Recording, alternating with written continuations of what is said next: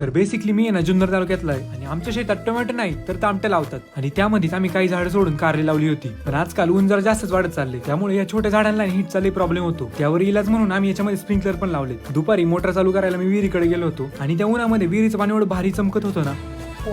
Motor चालू केली आणि स्प्रिंकलर पाणी चालू केलं, पण हे स्प्रिंकलर जरा वेगळे होते आणि त्यामधले काही स्प्रिंकलर असे मध्ये मध्ये अडकायचे. मग त्यांना जवळ जाऊन हात लावून जागा करायला लागायचे. एका स्प्रिंकलर मध्ये जरा कचरा अडकला होता, त्यामुळे तो पूर्ण खोलून त्यामधला कचरा काढला आणि परत तो बसवला आणि मग जाऊन तो चालू झाला. पण तुम्हाला एक सांगतो, या कडक उन्हामध्ये स्प्रिंकलरच्या पाण्यात भिजण्याची मजा आहे ना, ती मजा कोणत्या शॉवर खाली घेता येणार नाही. घरी आलो, चप्पल घातली आणि या चप्पलचा ब्रँड आहे ना फक्त शेतकऱ्याची पोरच ओळखू शकतात. कोयता घेतला, आपली BMW काढली आणि खालच्या बाराकीकडे आलो. या बांधाला ना काही केळी झाडे आणि त्याची केळी पिकायला लागली होती, पण जो केळीचा लंगर पिकला होता तो बाबांनी आधीच बाजूला काढून ठेवला होता. पपईच्या झाडाला पण एक पपई पिकली होती, ती पण तोडून घेतली. शेवग्याच्या झाडाच्या 2 शेंगा पाडल्या, ते सगळं एकत्र आपल्या ऑडीमध्ये लोड केलं आणि घराकडे निघालो. घरी आल्यावर एक कॅरेट घेतलं, त्यामध्ये खाली एक पोतं आत धरलं. सुरीने केळीच्या लंगरच्या सगळ्या फण्या वेगळ्या केल्या. त्या